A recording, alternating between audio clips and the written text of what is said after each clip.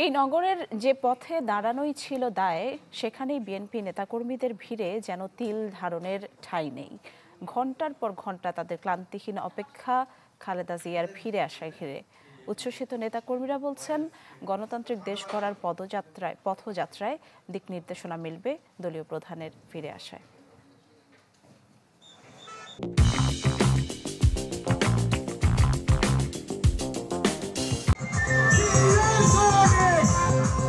এ যেন রাজস্বিক প্রত্যাবর্তন। সূর্যের উত্তাপও যেখানে উবে যায় হৃদয়ের উষ্ণতায়। যতদূর চোখ যায় রাজপথের দুপাশে শুধু মানুষ আর মানুষ। সবার এমন সরব আর স্লোগান মুখর উপস্থিতি তাদের দলীয় প্রধানকে বরণ করে নিতে। মিছিল জুড়ে তখন একটিই নাম,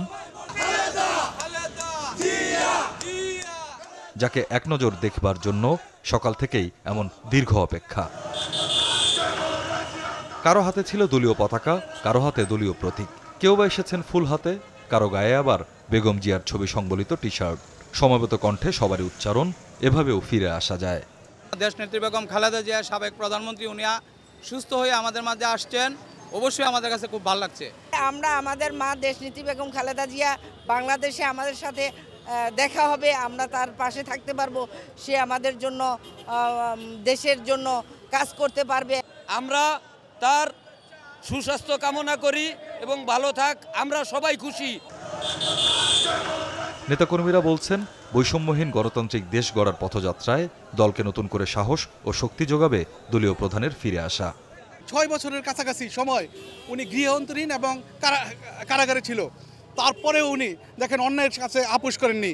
এই 17 বছর পরে এই প্রথম ঢাকাতে এইভাবে ব্যানার নিয়ে দাঁড়াতে পারছি, সেটাই আমাদের আনন্দ।